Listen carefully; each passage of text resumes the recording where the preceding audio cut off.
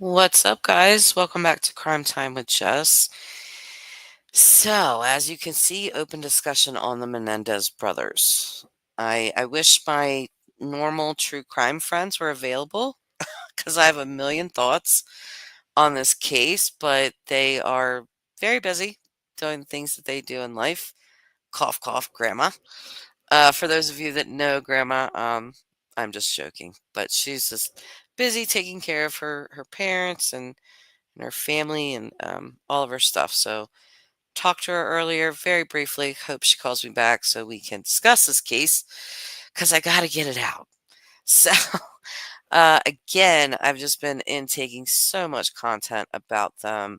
I fell asleep last night listening to Jamie, who was Lyle Menendez's ex-girlfriend. She was his girlfriend. Actually, they were engaged. They were engaged, and they were on again, off again. So they actually were broken up at the time that his parents were murdered, and then they got back together after they were murdered. So I was watching her on the stand, and she was talking about Eric knowing about Lyle's toupee. Okay. And you may ask, like, who cares? Like, why is this toupee relevant? Why is Eric knowing about it relevant? Well, it's very relevant because this toupee almost like a catalyst to what happens, right? There was this big family fight, this big argument. Kitty rips this toupee off of Lyle's head. Eric saying that it shocked him that he never knew that his brother wore a toupee. And apparently, him seeing Lyle in such a state of vulnerability, he claims that, he opened up to Lyle and told Lyle about the sexual abuse, and then it kicked off the entire thing. So Jamie says that Eric already knew about the toupee, that they're lying. This wasn't news to him, that months before the murders, Eric knew about this. She had come to the Menendez house, like on spring break um, in April. The murders were in August. And she was at the Menendez house. She said she was standing in the doorway of Eric's bedroom, and they she doesn't recall how the conversation was brought up, but just that Eric was sort of amazed that Lyle had a hair piece because he didn't know at that point. Somehow he found out, and he said that Lyle's hair was always perfect looking. So it's just one more lie that they have told because, I mean, on the stand, it was quite embarrassing.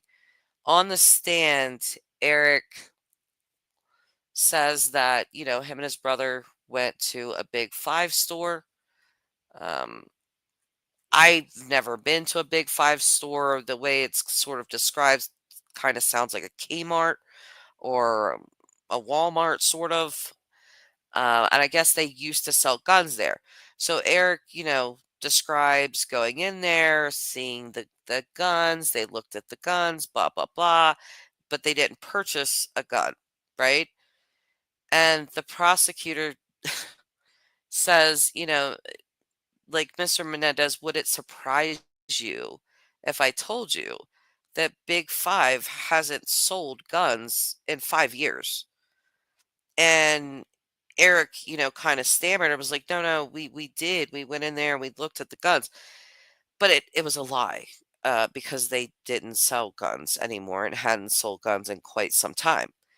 So there's just these little lies, but the overall abuse from the father, I feel like, is believable.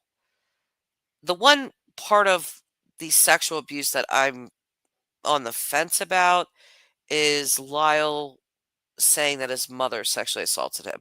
And it's not because she's a woman. Um, I've seen plenty of female predators, but there's just something I just didn't quite believe that part because there was never a good reason why they killed their mother.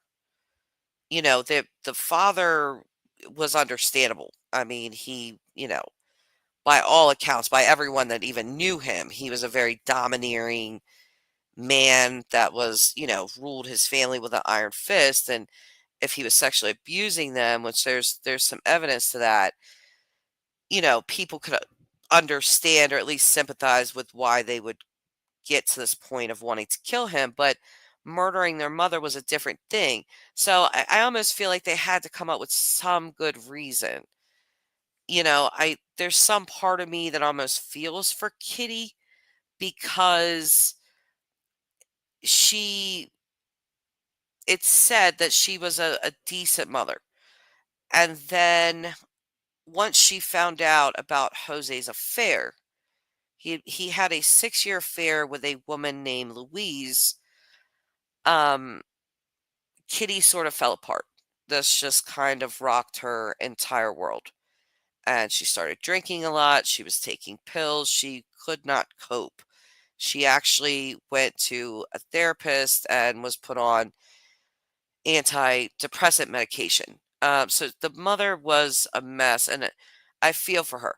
When they went to Dr. Oziel, okay, Dr. Oziel is the therapist that Eric went to after the murders because he could not handle what he did.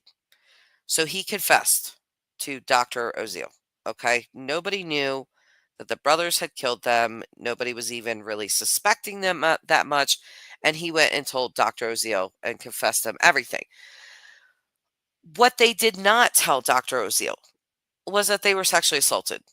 And that's always, I guess, a little confusing to me that they were willing to confess murder to him, but they never once brought up the sexual assault ever. And so I just find that strange, you know, but moving on from that, they told Dr. Oziel basically that they killed their mother for two reasons. That she would, if they didn't kill her and they only killed their father, then their mother would know. And also, she would get the money because she was his wife. So they couldn't, in their head, I guess, they rationalized not leaving her behind, that she just couldn't live without their father. Uh, I find her murder worse because I just don't know that they had a super good reason for killing her. Even though they have said that the night of the murders, I think it was the night of the murders, that she had said to them, "What do you think? I'm stupid?" You know, basically saying, "What do you think? I don't know about the sexual assault? Like, I've always known about it." And so they said that this was really shocking to them, that they didn't realize that their mother knew, I guess. But she was like admitting to them that she knew. I don't know if that's true or not. Again, I find their mother's murder a little more disturbing because I don't know. I mean, they painted her in a really bad light in the trial. Their lawyers did, that she was okay. So one thing that bothers me, I was listening to Leslie Abraham's closing arguments in the first trial. And she's brilliant, by the way. I'll never say that Leslie is not a brilliant lawyer, because she definitely is. But she said at one point that, these kids' lives were, scheduled down to the minute. And, they had to practice tennis even on Christmas, and 40-hour weeks and 45-hour weeks. And, everything they did was watched, and, all this. And about 20 minutes later, because her closing arguments were like 4 to 5 hours long. It was extremely long. It's very good. I suggest you watch it, but about 20 minutes later, she says, basically that Kitty really didn't care what they did, that they were just off on their own. And I just thought to myself, well, it can't be both ways. Either they were crazy helicopter parents or they were extremely neglectful. Like, which one is it? Because she was saying two completely opposite things. Um, so there, I have a problem with that. Hold on just 1 second, guys. Oh, and please feel free to comment. I would love to hear people's thoughts on this. They don't have to be the same as mine. I am literally just on the fence. It is no surprise to me that both of their juries in the first trial came back as hung juries because all of this evidence is it's just difficult to sort through it all and what do I believe and what do I not believe. So I could see why they were really confused, and why they were just unable to come to a decision. And when we talk about a decision in this trial or in this case, you know, I've seen people again in comment sections say they're innocent, free them, blah blah blah blah blah. They are not innocent. This was never a case of innocence or guilt. Okay, they were guilty. They admitted that they were guilty. That is not why they went to trial. They went to trial to determine the sentencing, not guilt or innocence. Okay, so their lawyers were arguing to get them manslaughter so that they would only do maybe 10 years or something because of all of the abuse that they claim led up to the murders. So they were trying to get manslaughter for them, instead of life in prison or the death penalty, which, as we all know, the first trial ended with two hung juries, and then the second trial they were convicted life without parole. So that was the whole issue, and the case that Leslie Aberson and Jill Lansing put on. Jill was Lyle's attorney. Leslie was Eric's attorney in the first trial. They did a great job. They absolutely created a ton of reasonable doubts, or at least mitigating factors as to what would cause these young men to commit such heinous acts. You know, and of course that was the sexual abuse. And what's weird to me, I guess, weird and not weird, is that the prosecutor has said this the story is completely fake. They made all of this up and blah blah blah. The detective that investigated this case for years, same thing, said it was fake. Said out of all the people, hundreds of people that he interviewed that knew them or around the family, yada yada yada, that never once does sexual abuse ever come up, ever. And I always think it's compelling that he said, the first time he even heard of that was when the defense gave their opening statements at the trial. So, but when you look at it from the brothers' perspective, and what they have claimed, that they grew up being taught that, you got to be tough. You're a Menendez, you don't cry, you don't show pain, you don't do any of that. And you definitely don't tell the family secrets because there's an image to portray here. Okay. And so they were willing, again, to talk about the murders. But Lyle said that because he was refusing. He was absolutely refusing to talk about the sexual abuse. He did not want to do it. He was against it. He just did not want to talk about this. And I think that, with Lyle saying him talking about this brought shame upon the family, that it felt like he was killing his dad for the second time. and he did not want to do that. And, it's like some sort of I've been sexually assaulted in my life, not to any degree that these men have claimed that they are, of course. So I've just had incidences that I'm not going to go into right now, but I understand some of the mentality. I cannot imagine what it would be like to endure years of continuous rapes by my parent, either one of them. That has to be horrendous. So I can't say I know everything that went on in their minds, but I can understand for them why talking about being sexually assaulted in this way would be extremely embarrassing.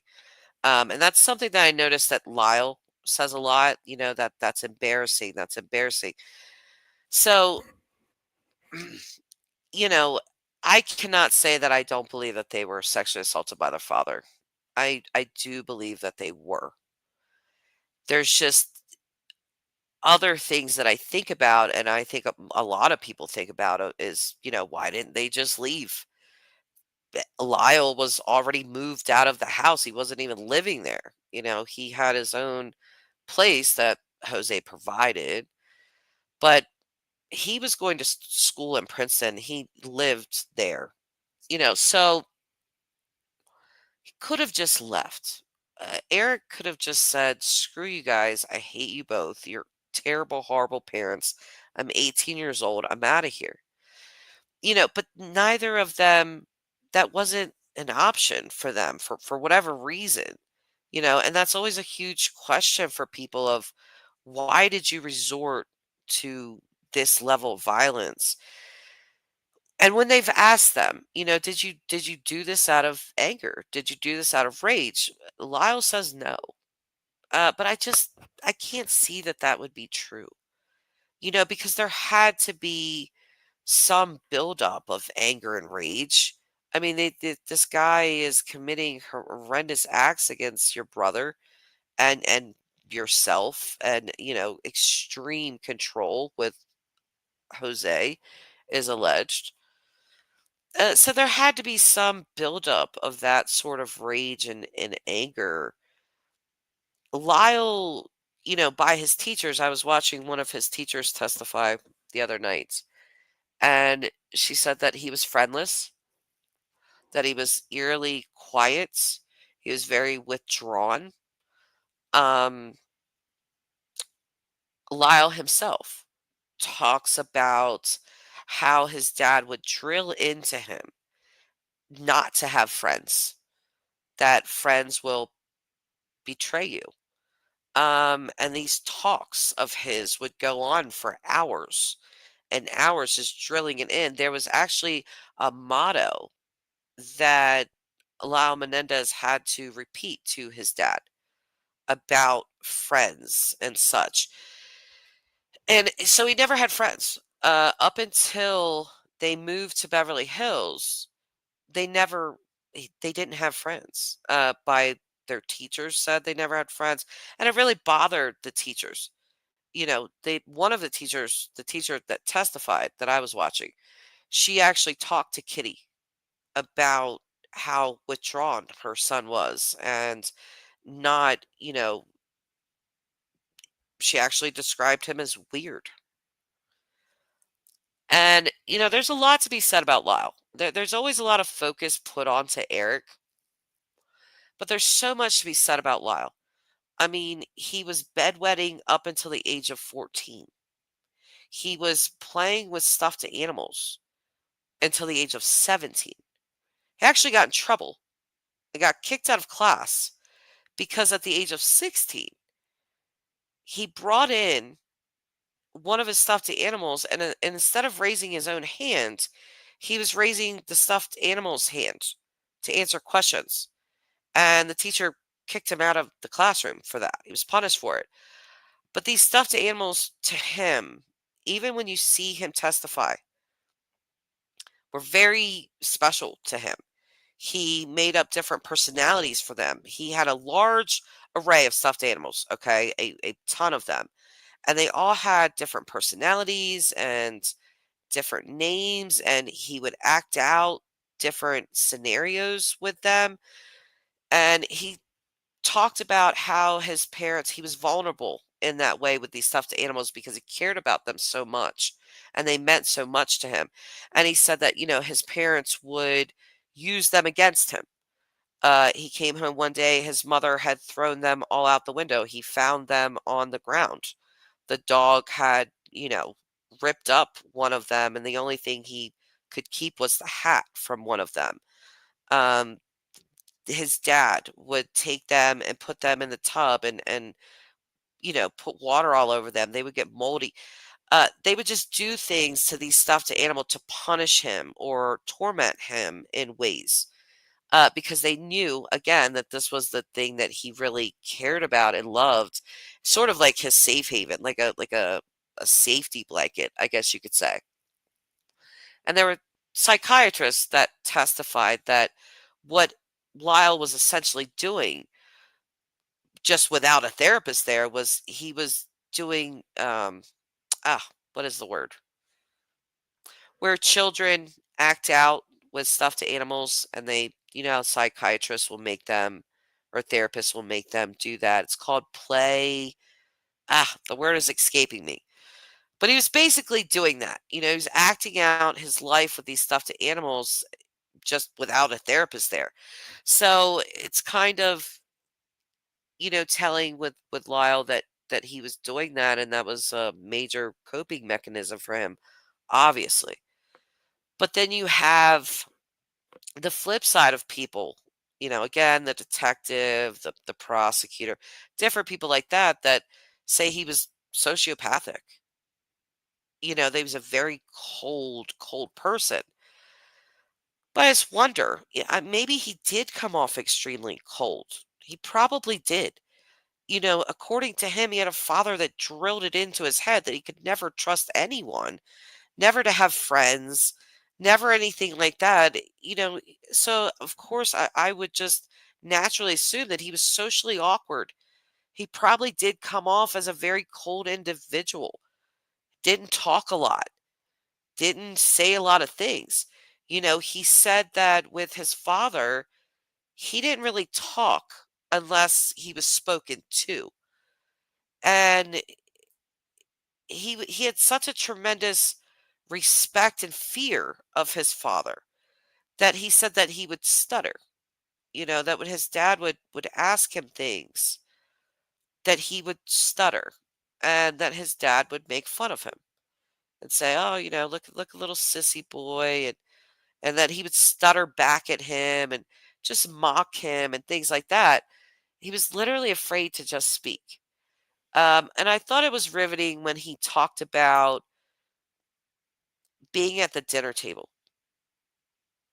and how intense that was. Dinner time was a very intense time for their family. And Lyle said that his dad didn't really talk to Eric a lot. It was all about Lyle. He wanted to know every single thing that he did that day. And Lyle said that if he wouldn't answer correctly, that Jose would just reach out, snatch him up, and march him, either to his bedroom or outside. He would put him outside on the porch. And they asked him, well, how long would you have to stay out there? And he was like, a couple hours. But he was punished, and he said he could just see his dad's face, the tenseness that would happen at dinner time. So, Lyle didn't have friends, like I said, all throughout school up until, he was in high school. Well, one friend that he made named Donovan, Donovan Donovan's ID is actually what they used to buy the guns. Okay. Because Lyle's license was suspended, Eric had lost his, and Eric had Donovan's ID that he would use to get into clubs sometimes. So that is what they used. But this friend Donovan, Lyle became very close with him. He really wanted him to be a part of his life, but he knew that in order for that to happen, his dad had to approve. So he literally, Donovan got on the stand and testified to this as well. Okay. But he literally ran through like practice runs with Donovan. Lyle would act as his dad, and he would drill Donovan, and he gave Donovan all the right answers to reply to Jose with. And, he told Donovan what his dad would be impressed with, what his dad would not be impressed with. So he literally had to practice with his friend just to bring him home and hope to get Jose's approval so that this friend could come around. Now, Donovan testified that the questions were exactly what Lyle said they would be and that it did not go well. Um, Even though answered correctly, Jose still didn't like him. Okay. Jose didn't like anyone really around his sons. The girlfriends that Lyle had, Jose always constantly accused them of being gold diggers. He would demand that Lyle get rid of them, um, and such and such. And talking about that kind of stuff, something just popped in my head. So it's an open discussion. My thoughts are probably going to be all over the place. Again, feel free to comment. But this just popped into my head about Jose's mistress. Okay. He had this mistress for 6 years. Her name was Louise. And I guess Louise, was watching on TV all of these things that were being said about Jose. She contacts the prosecutor and says, this is not the man I knew. This bad guy that's being portrayed, this is not the man that I knew. The prosecutor actually entertained putting her on the stand and eventually decided against it. But one of the things that Louise said was that Kitty Menendez did confront her, okay? And she said that she was as nice as she could be, that she came up to her. She told her who she was. She told her she knew who Louise was. And she just wanted to make sure that the affair was over. And Louise confirmed to her that the affair was over. And she said Kitty thanked her and walked away. And I think Kitty flew across the country to have this confrontation, even though it wasn't, violent or anything. She was confirming again that the affair was over, and it was apparently. So I think that says a little something about Kitty. Um, I really believe that Jose was the main abusive person, not only to his sons, but to her as well. And I think she did fail, obviously, in protecting them. But I just don't know that I believe all of the accusations about her. Um, Again, I'm just at this point, I'm at the belief that they had to come up with some good reason to kill their mother. And I just don't know that I believe that she sexually assaulted Lyle. Now, it's alleged that she kind of sexually assaulted both of them. Um, Eric has said that she was very worried about catching an STD. And she was very obsessed kind of with STDs, which I guess if your husband is cheating on you, I guess you would probably be concerned about that. But Eric said that she would make him drop his pants and she would examine his genitalia for any sort of bumps or, herpes. She was really obsessed with herpes. And that can be looked at two ways, because if they are to be believed that she said to them, "What do you think? I'm stupid?" That she knew, then that would make sense as to why she's examining her teenage sons genitalia for herpes because if he had it, then she could potentially get it from Jose, which is an extremely sickening thought. Okay, so it could be looked at that way, or it could be looked at as, I don't know, that she was a really inappropriate mother, like examining her son. I really don't know any other reason. I mean, I have a 13-year-old. I haven't seen his genitalia in a very long time because there's no reason for me to. Okay. So I'm certainly never going to be examining him for anything like that. And if there's an issue, I'm going to take him to a doctor.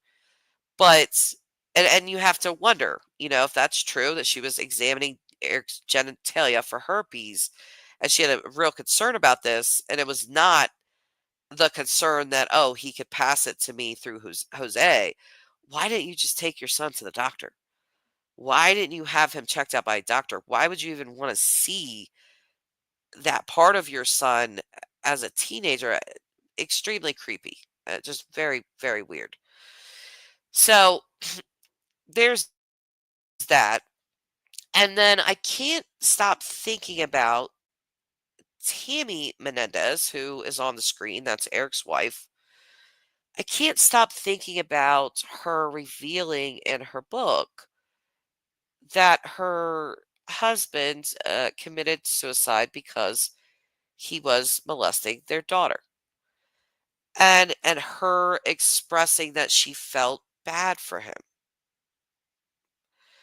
I just I wonder how that plays into her marriage with Eric, because if Eric is a sexual abuse survivor and his wife is a sexual abuse sympathizer, it's sort of, it's like she's his mother. It would that's what it appears to seem like. If she and it this is her own words in her own book. So this isn't hearsay or whatever. Again, this was her book. She wrote about that she felt bad for him, felt bad for her husband. Um, you know, which is very weird, and did Kitty feel bad for Jose? I mean, it's almost like Eric married his mom, down to the blonde hair, down to the attractiveness. And then you have a woman that sympathizes with her daughter's abuser. So the same thing that they allege that their mother did, that she was full in on Jose's side, so to speak. And so I just wonder, how does that work? Is this a conversation they're going to have if and when he gets out? Is this just never going to be talked about? Has it been talked about? I don't know. I have no idea. That marriage for some reason doesn't, it just, something about it seems wrong, and I don't know what that is. It's just a gut feeling. I don't want to wish ill on these people. I mean, I don't know them, never spoke to either of them. I've seen them speak, I've read their words, but I've never clearly interacted with them. So it's just, but when I'm looking out at it from the outside in, I just can't shake this feeling of this could be a complete dumpster fire, once he is released. um, and then I also, for some reason, again, just have a feeling that Lyle and Rebecca here, because this is him and his wife. I feel like they're gonna work. I don't know why. I think they're the same age. She may be younger, but not they don't have the age gap that Tammy and Eric do. Tammy and Eric have a 10-year age gap there. So, but I don't know. I just her book, the way she described Eric, and this is in 2005. So it wasn't like right after they met, she wrote a book or anything, but 2005, after all the appeals have been exhausted, This book comes out, her book comes out, and she does, a little press tour a little bit. She does a couple of interviews.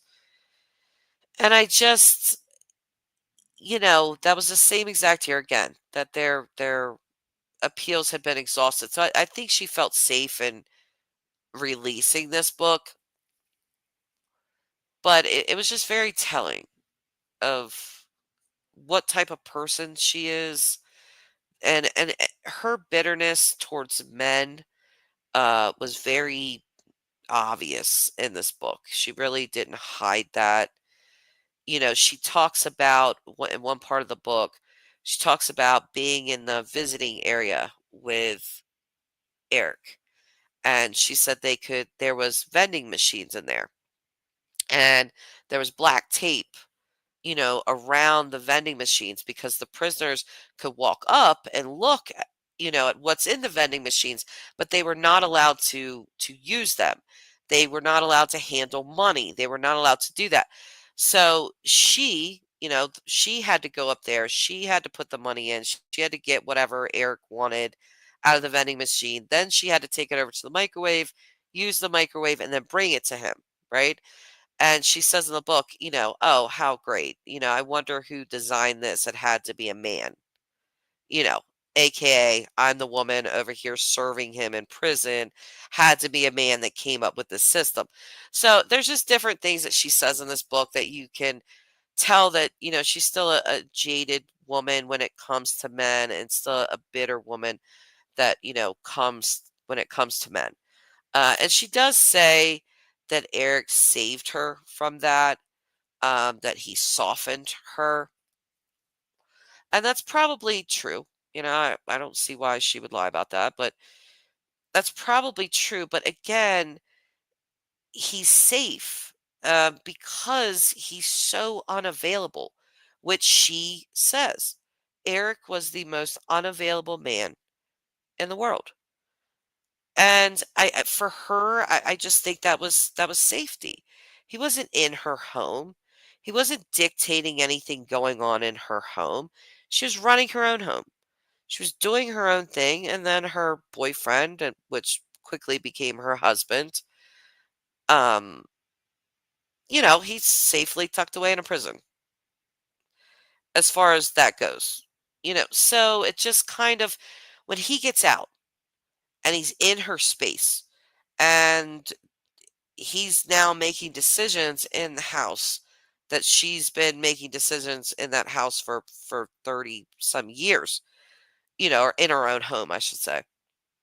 But now you're going to have a partner that's right there, that is going to maybe leave a towel on the floor, or leave his dirty socks over here, or he's going to, make a mess in the kitchen, or just random little things that your husband or wife does, just little quirks that they have, or stuff like that. How is this going to play out when you are so used to being alone and independent, and not worrying about another human being all up in your space? I just think that's going to be such a huge adjustment. And maybe they will just come together seamlessly, and it'll all be fine, and they're going to live together perfectly. It could happen, or maybe not. Maybe they're going to be very human, and maybe they're going to quickly find out what they dislike and like about each other in real life, you know, fast and in a hurry. Because again, if he is released, he's going to parole to her house. So it's moving right in, you know. And I don't know if you guys, this is kind of off topic, but not really. I don't know if you guys have ever watched the show Love is Blind,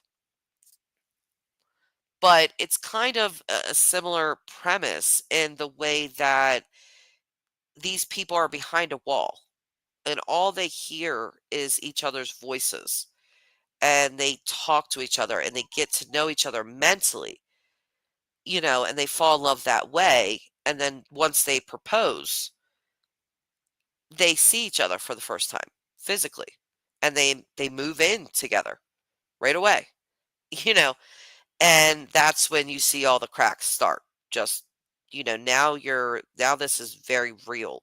It's not just over the phone. It's not just letters in the mail. It's not just, I don't know how often she visits him now because I know that she lives in Las Vegas and he is in prison in California. So I'm not sure how much she visits him. I can't imagine that it would be every week. Maybe it is, but even if it's just once a week, that's just once a week that you're seeing someone for an hour or however long. That's completely different from living with someone every day in and day out, going to bed with this person, eating meals with this person, making decisions with this person. Um, it's just not, it doesn't become real until you are live and in person with each other. You know, I mean, I have in the past, I have had friends that I've just talked to and I completely fell in love with them, just online, just talking to them and loved who they were mentally. But in person, it was a totally different thing, a very different thing. And so I just wonder if it'll be the same for them. I don't know. No one's commenting, so I guess you guys like listening to me rant on. I'm not really sure. Um, but again, this is just an open discussion. So I would love to see you guys' comments if you have any. And if not, I mean, I guess I'll just end it. Well, there is this. There is oops. Um Jamie, Lyle's ex-girlfriend that I was talking about. I kind of just want to show you guys what she looks like. Um, Let me see.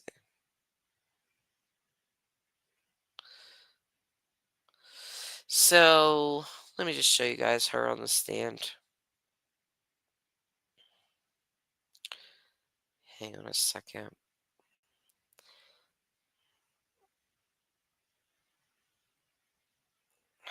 Okay. Let me turn the subtitles on. Subtitles. And yeah, I'll play this for you guys just a little bit. I first broke up with him in the spring of 1989. So that for a period of the fall of 86 until the spring of 89, you were his girlfriend, correct? Remember what month it was that you and Lyle had broken up in the spring of 89? I believe it was April. Then did you and he get back together? Yes, we did. Was that after the death of his parents? Shortly after, yes. Now, in the spring of 1989, had you ever been to the Menendez home in Beverly Hills? In the spring of 1989? Yes. By that time, had you ever been to the Menendez home? Yes. And do you recognize the woman who just left the courtroom? Yes. And who do you recognize her as being? Flora, the maid? And had you seen her at the Menendez home when you had visited there in Beverly Hills? Correct. Now, at some point, did you learn that, were you aware of the fact that Lyle Menendez had gone to obtain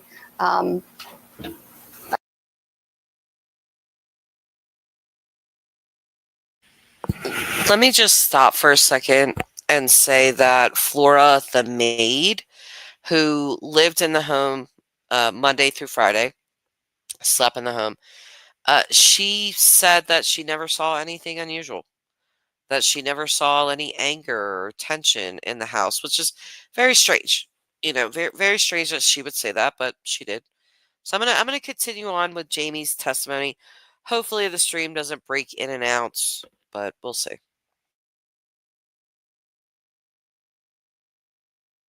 a wig? Yes. And could you tell us when it was that you first became aware of that? I went with him. It was in Birmingham, Alabama. And what month and year was it that you went with him in Birmingham, Alabama? I believe that was the spring of 1987. And at that time, did he have thinning hair on top? Yes, he did. And it was something that was noticeable to you? Yes. Had you discussed with him his idea about getting a hairpiece in the spring of 1987? Yes. And at that time, did he acquire such a hairpiece? Yes, he did. Were you present in the Menendez home anytime after that when you had a discussion where Eric Menendez participated in a discussion about Lyle Menendez's hairpiece? Objection leading. Yes. Okay, could you tell us where you were physically located when this discussion took place? In Eric's bedroom. And where was the bedroom inside of the house? It was on the second floor. And do you remember where you were seated at the time or standing? I was standing in the doorway, and Okay. Eric was at his desk. Was anyone else present aside from you and Eric? In the house, yes, but not there at that, in that room. Okay, could you tell me the nature of your conversation with Eric Menendez at that time? I'm going to object to this mistake at the time. To no foundation. Try to pinpoint. Okay. Do you remember what month it was that you had this conversation with Eric Menendez? Not exactly, I do not. Was Lyle Menendez at the home with you at the time? Yes. Was he on break from college at the time, or do you know okay, let me back up. Do you know what his status was as a college student in the spring of 1989? He would have, in the spring of 1989, been at Princeton. All right, but when you had this conversation, you Right. were in Beverly Hills. Right, so it would have been either summer break, probably the summer break. And could you tell me then what time of day it was that you had this conversation with Eric Menendez? I'm going to object again as Vegas. Time I need to. Okay, objection overruled. Okay, do you remember what time of day it was that you had this conversation? I don't remember exactly. Okay, and who started the conversation about Lyle's hairpiece? I believe Eric started the conversation. And what did he say?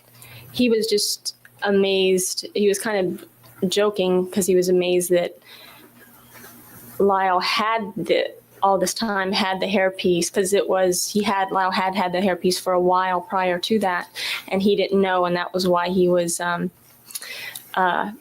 amazed, because Lyle's hair always looked so perfect. Okay, did he indicate? All right, and did he indicate to you that he hadn't known about it up until the time of your discussion? Objection leading. Overruled. Yeah, he did not know right from the start when Lyle got his hairpiece. He did not know initially, but he had found out at some course Okay, and during the time. when you had Objection, speculation, move to strike. Objection sustained, but he did find out, and the rest of this is speculation, or at least there's no foundation to this. Okay. Was it your understanding when you went with Lyle Menendez in 1987 to Birmingham, Alabama, that he did not want people to know that he was wearing a hairpiece? No, he was more concerned with the fact that he was losing his hair, and he didn't want people, when he went back to Princeton, to realize that he had gotten a hairpiece. He wanted to have this hairpiece before he went into Princeton, so it would not have been as noticeable if he was in Princeton, say, for a year or two and then got his hairpiece. He thought it would be more noticeable then as compared to if he had gotten it upon going into Princeton at the beginning. Now, when you had the conversation with Eric Menendez at the Beverly Hills house, sometime I believe you said you think it might have been the summer. Close to the summer. It would have been actually prior to that, or, late spring, early summer. Okay, What and year? of 1989, is that correct? And when you had the conversation with Eric Menendez in the Beverly Hills house in 1989, did he indicate to you how he had found out that his brother was wearing a hairpiece? Objection, Your Honor. It assumes facts or evidence. Right. During the time that you had a conversation with Eric Menendez, did he indicate to you that he knew that his brother wore a hairpiece? Your Honor, I'm going to object to this as leading. Why don't we just... Objection overruled, counsel. Your question, do you understand the question? If you could repeat it, please. I did not hear it all. All right. Why don't I believe you indicated that you had a conversation with Eric Menendez in 1989 in the Beverly Hills house. You were standing in the doorway. He was sitting at his desk. Is that correct? Correct. And the subject matter of the discussion was, what was the subject The matter? subject matter was Lyle's hairpiece. And I believe you indicated that Eric Menendez brought up the subject. Is that correct? Objection to state the testimony. All right, why don't you just ask what this said? Okay, I'll ask again exactly what was said and who first said it. I don't remember exactly how the conversation did start, but I do remember because Eric was, surprised and because Lyle had such perfect hair. That's what I remember. And did he indicate to you how, what he thought the perfect hair was attributable to? In other words, did he indicate to you that he knew something about Lyle's hair? Just that- Meeting. Overall, Just that he did have the wig on, that he was wearing a wig. And did Eric indicate to you how he knew that when you had your discussion with him in the spring of '89? I do not remember the exact wording that Eric said as to, how he found out. At the time that you had your discussion with him in 1989, was it clear to you that Eric knew that his brother had a hairpiece? Yes. Objection, Your Honor, his speculations are relevant. overall, your answer?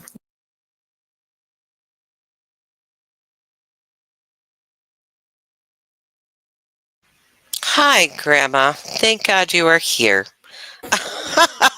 Been live for 50 minutes. You're the first person to say hello. But okay, so what I just showed.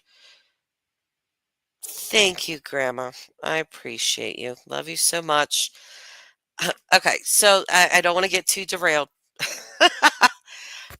But what this girl just said was very important. You notice how Leslie Aberson kept trying to object. She did not want this testimony in. And the reason, no, it's fine, Grandma. No, you're fine. I'm happy that you're here. Thank you for being here. But yeah, so what this girl is saying is important because it directly contradicts what the brothers said. Again, they said that Kitty ripped off Lyle's toupee.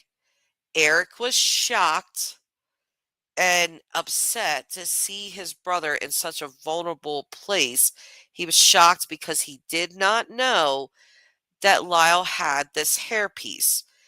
And seeing his brother vulnerable, being in shock about this, is what Eric claimed led to him telling Lyle about the abuse and all of that, sort of like the catalyst to what happened.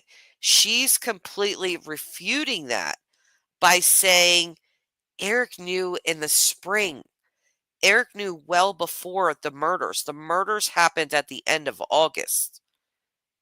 Okay, so if she's telling the truth, then they're lying. They're lying about this hairpiece and it causing this big disruption and blah blah blah blah blah. So Grandma's saying, so sorry for those boys. They endured a lot. Grandma, just we haven't talked about this. I tried to call you to talk about it earlier. I know you're busy. You're in the oncology office. Uh, but so you do believe that they were abused. And I'm not saying they weren't. I believe they were as well. But there are definitely people that believe that they were not. And that's okay, because none of us were on these juries or anything. This is just opinions.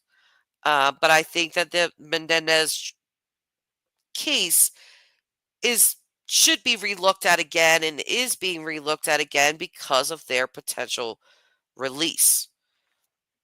And it really does bring up the question that I hate to say it this way, but I'm going to say it this way.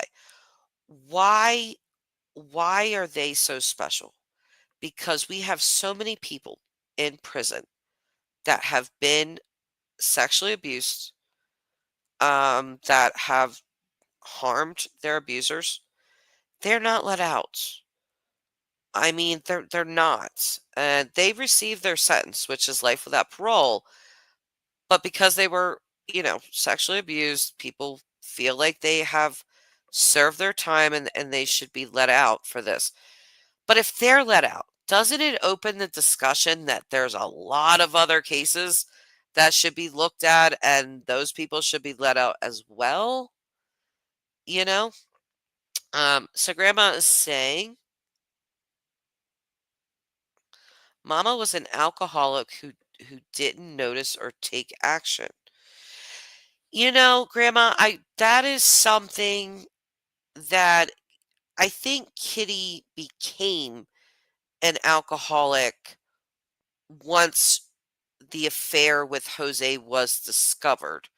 I don't think that she was an alcoholic their entire life, just according to testimony, that when they were younger, she was a much better, I guess, parent. But this affair that Jose had really kind of destroyed her. And the boys talk about her drinking a lot. She was suicidal, taking pills, all that kind of thing. So, but this is when they were a little older, that not, I'm not sure of the ages, but they weren't smaller children. So, and Grandma is saying, because they have completed their sentences, right? So should be let out. No, they were actually sentenced to life without parole. So they should have never gotten out. Um, but there was this letter that has come to light that Eric wrote to his cousin Andy, who he was close with. Andy has since passed away. He did testify in the first trial, that Eric did tell him about the abuse. There are stories of Jose putting a young Andy and a young Eric in the den in front of a TV and playing hardcore pornography. So there's things there, but so Andy committed suicide. Um, and years later, this letter is found. I guess in his possessions that they had, or but I guess his mother found this letter, and it was from Eric to Andy, telling Andy that the abuse was still happening, that it was much worse. Um, Basically, that he had heard, he understands what Andy's saying, but Andy just, you don't know dad like I do. He's crazy. And then Eric says, I just got to put this out of my mind. So there's that. And Grandma's saying that's not a sentence which fits the crime in this case because it was self-defense due to abused child laws. Yeah, that's what Leslie Aberson was really going for, and Joe Lansing. Their lawyers were going for an imperfect self-defense, meaning that the parents weren't actively, coming at them with a gun, knife, or actively trying to take their lives, but they had such fear. They genuinely feared that their parents were going to kill them because Lyle confronted Jose about the sexual assault with Eric. So they grew this paranoia, this fear that their parents were going to kill them, and they acted first, which would be an imperfect defense. So that's what she was going for. And hi, Willow. I'm so glad you're here. Talking about the Menendez case, of course. And Grandma's saying, if they're going to let that crazy girl Gypsy out. Well, exactly, Grandma. I mean, they have, Gypsy served 8 years. And there's a lot of people that say, she wasn't abused. It's all made up. It's all a lie. That just can't be true because we've seen pictures of her in a wheelchair at 8 years old. And we know that she never needed that wheelchair. An 8-year-old cannot consent to someone's malingering or abuse. So yes, there was abuse that happened. Maybe not to the extent that Gypsy claims, but it was there. Again, you don't put a healthy child that's able to walk in a wheelchair and then have people say, "Oh, she was never abused." Yes, she was. So if she only served what, 8 years, 8.5 years, she got sentenced to 10 years. But she's out on parole now. I, the Menendez brothers, their story that they claim in my opinion, is far worse than Gypsy's. She wasn't actively being raped by her mother her whole life or most of her life. So, so let's see. Above and beyond ancestor readings, which is Willow, saying, "Oh boy, I don't believe they should be let out at all. Going after the father for what he did is one thing, but taking out the mother too was a different story." Yeah, I get very hung up on that part, Willow. I really do. And I think a lot of other people get very hung up on that point as well. Because, again, when they confessed to Dr. Oziel months before the police or anyone knew that they killed their parents, um, they told him that the reason that they killed their mom was that she wouldn't be able to live without their dad. That, she would know that it was them. And then there was the money aspect because, well, if they killed the dad and left her alive, she was going to get all the money, not them. So I just, I struggle with why they murdered their mother. I really do. Grandma is saying, "Let me tell you from experience, it F's with your mind having SA from a very early age." Oh, I can imagine, Grandma. I really, I can attempt to imagine, I should say. And Willow's saying, "Grandma, yep, been there, sadly, more than once." Yeah, so, both of you guys are saying this. If you knew that your mother knew, let's just hypothetically say, you knew that your mother knew you wanted to kill your abuser, let's just say it's your father. I don't know who it was for you guys, but let's just say. So you want to take your father out, obviously, because of all the horrendous abuse. But do you also take your mother out because she didn't do anything to protect you? Or, you know, would that thought maybe enter the mind? I, you know,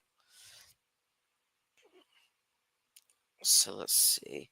Willow saying, "Taking out the person doing the harm. I get it. But the mother, I can see the hatred, but she was not the one causing the harm." And Grandma's saying, "Yes, because mothers are supposed to save us."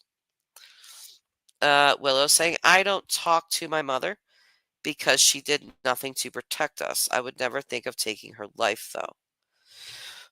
Right, right. I feel like people are going to see this both ways. You know what I mean? That yes, I want to take you out because you you didn't save me from the monster. And then other people like Willow saying, I don't speak to her, I don't have anything to do with her, but I wouldn't want to have caused her harm because she didn't exactly cause me harm. So I understand that. I understand kind of both sides. 15 when you deleted her from your life. Your real mother. Yeah, I mean, I kind of, I mean, I feel like you and Grandma have opposing views, but I could just see both. I could see being so angry that, how dare you not protect me and taking the mother out. And then I can also see the separating yourself and deleting them from your life, but not deleting them in real life, if that makes sense. So both are okay though. Okay. Grandma and I have managed against all odds to repair those relationships while holding them responsible. Grandma, you and I have talked privately about some things, and I commended you for that because I can't imagine how difficult that would be. Um, Forgiving people that have harmed us is in a lot of ways kind of like the ultimate power move. And I really didn't understand that for a very, very long time. I carried around so much anger and so much bitterness, really, towards people in my life that had caused me harm. And it wasn't until last year. It truly was not until last year that, for whatever reason, I just decided to put the baggage down. And it was just one day I just put it down. And I called the person that had caused me a lot of harm, a lot of mental harm, and I forgave her. And then that's just my journey. I am not telling anyone what to do, because for years I felt like, and told people, you don't have to forgive anyone that caused you harm. So this is just my own personal journey. You're not obligated to forgive anyone or anything like that. I don't believe in that. It's just, for me, it truly was just weights lifted off of my shoulders, of just, I forgive you and I'm done with it now, you know? And I think too, my cousin and I talk about our grandmother quite often. I love her. God rest her soul. But she had a really awful marriage. Her husband cheated on her a lot. He was abusive. And my grandmother, she never remarried. She lived the rest of her life mostly as a single woman. She had a brief relationship with a man. It didn't last too long, but she never remarried, and she always carried that hatred for my grandfather. She spoke with pride when she would say, "I never put flowers on his grave." And, you know, me and my cousin were just talking the other day about, she would recount stories to us. Our grandmother would recount stories, and we were younger. We were teenagers, younger 20s, and she would tell these stories with such anger in her voice. It almost like it just happened. And, her getting all worked up and cussing and carrying on, we would laugh. We would laugh like, "Oh my God, I'm so crazy. Ha ha ha." What we didn't realize, and what we realize now, what we were just talking about the other day, is that this stuff was so traumatic to her. She was recounting these stories to us like they just happened, because she was reliving them. And us big doofuses, laughing, "Oh, ha, ha, my mom, you're cussing and you're so angry. It's so funny." We just didn't realize that, she was still in so much pain, so broken, so hurt.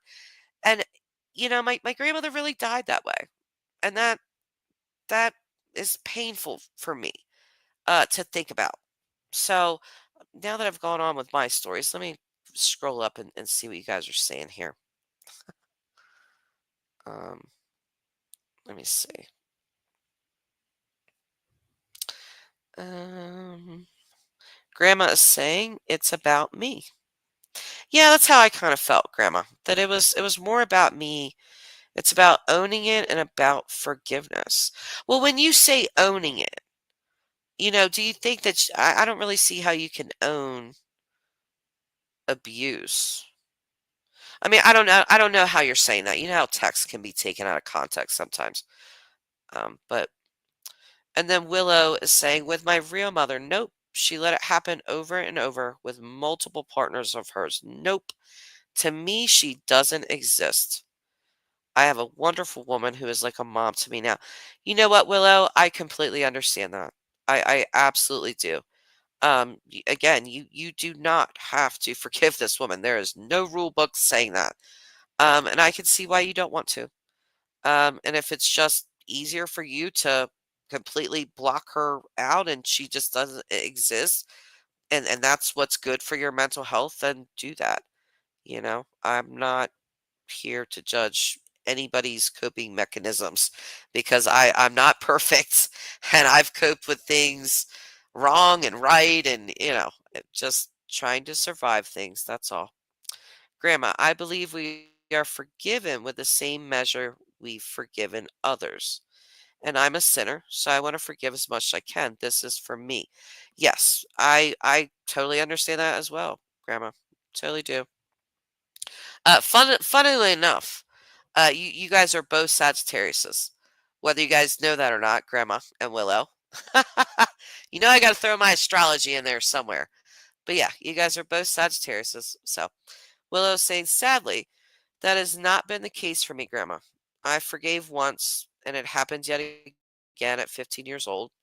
Nope, that was it. And now no forgiveness. You can't forgive someone who continues.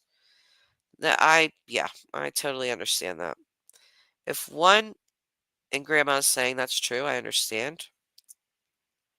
Willow's saying, if one is forgiven and they do the same thing again, that means you mean nothing to them to change what they're doing.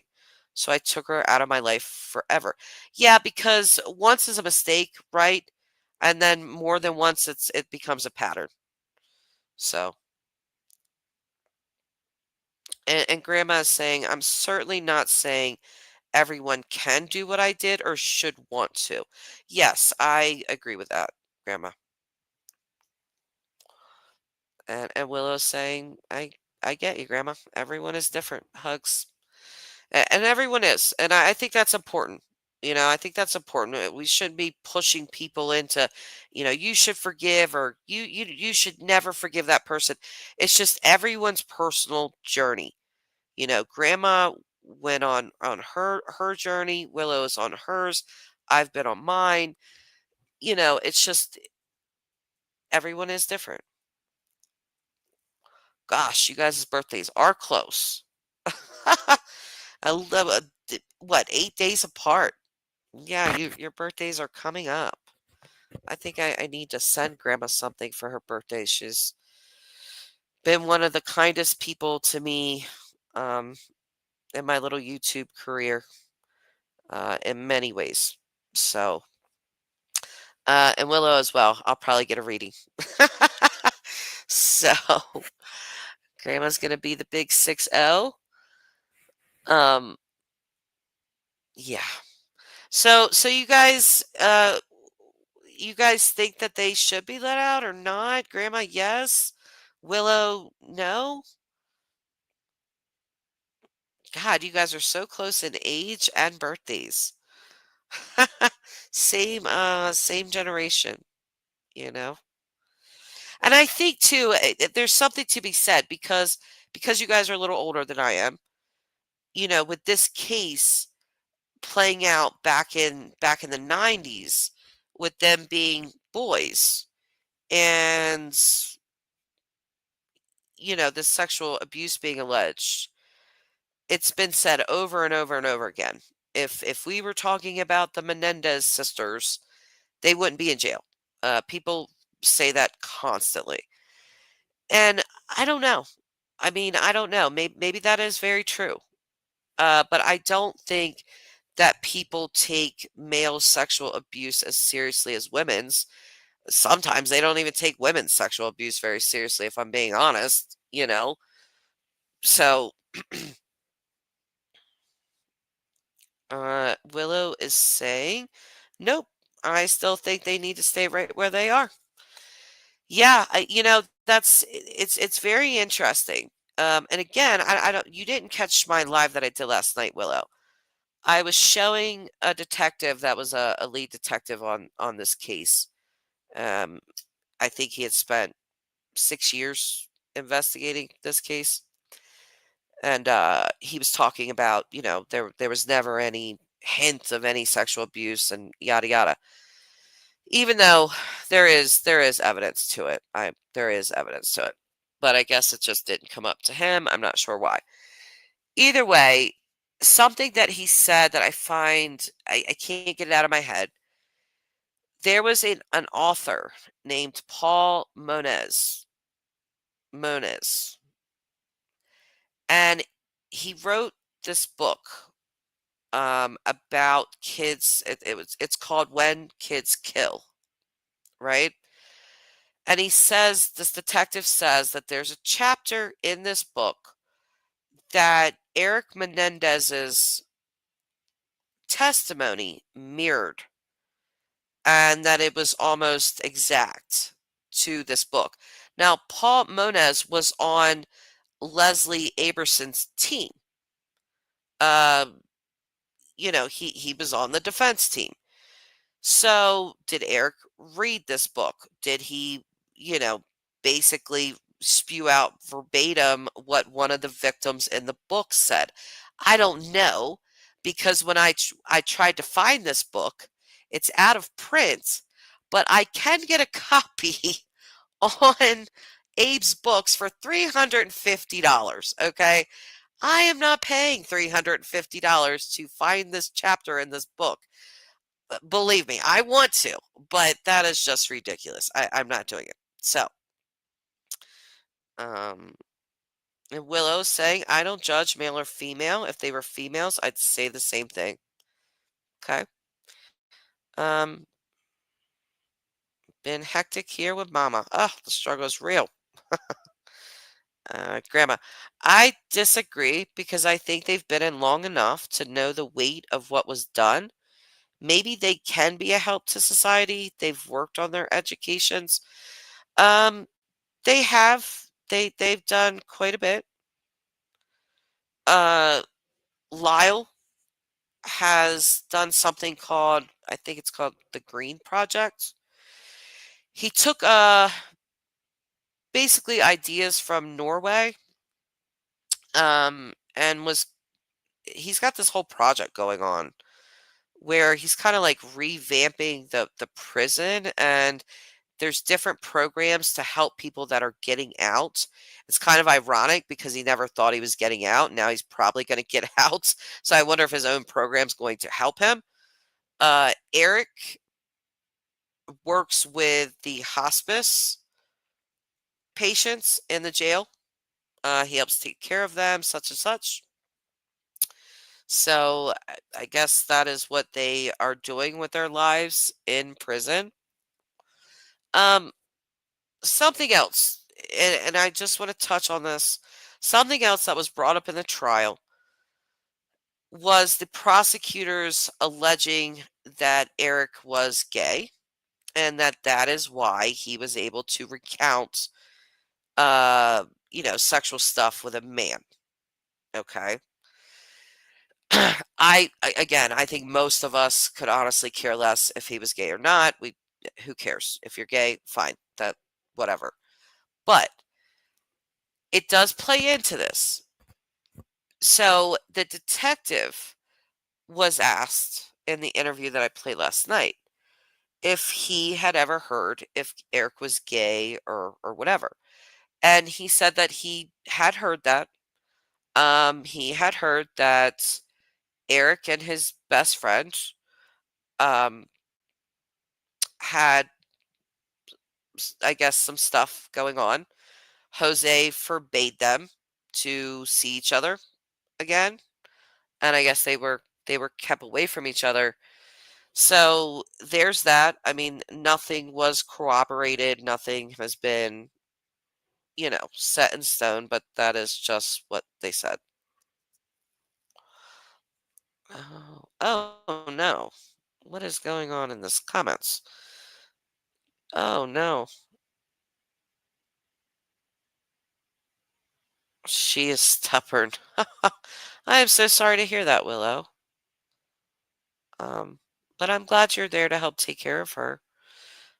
Grandma, we are next to speak to oncology. Sorry if I disappear in a few.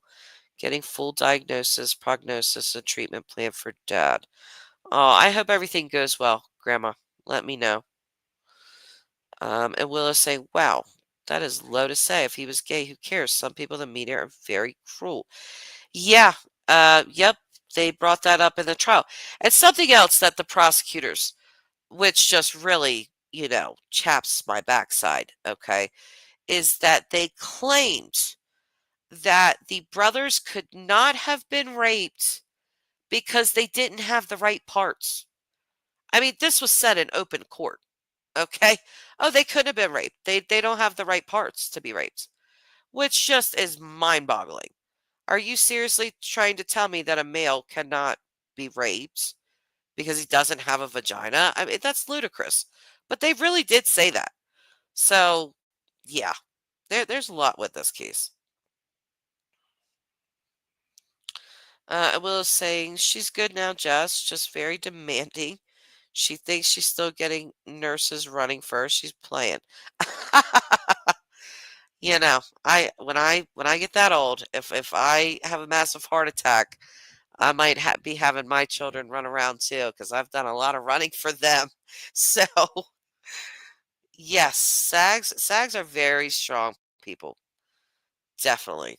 Um, some of my favorite people on this planet are Sagittariuses. I seem to be drawn to them, and they seem to be drawn to me for some reason. But you guys are just always.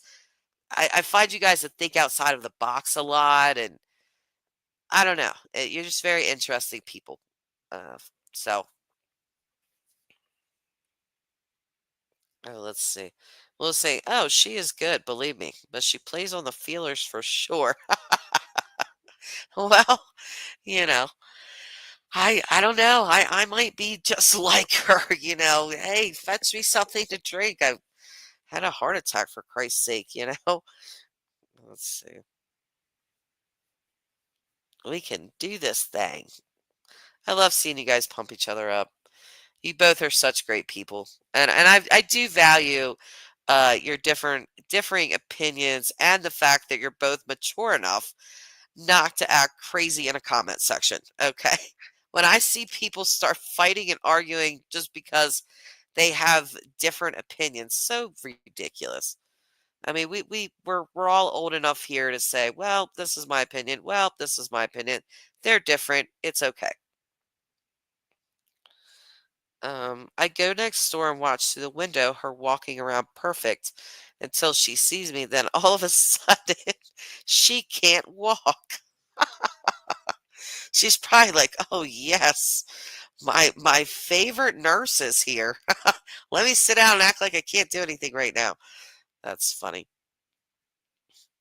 Yeah, exactly. I feel the same way, Willow. And plus, you have your own YouTube channel, so you know how people can be sometimes. No lie, she is playing. That is hilarious. That is so funny. Um, well, guys, I love you both. Thank you guys for talking with me. I just needed to spew out all of my Menendez stuff I got going on up in my head. And I'm gonna go watch more stuff. So I'll probably go live again later because I'll probably have more stuff to rant on about. So, but I will talk to you guys later. Grandma, call me. And Willow, I will probably be in your next live and probably be getting a reading because I really need one. So, all right, guys. Yeah, I could talk. I'll be home. So, all right, guys. Bye for now.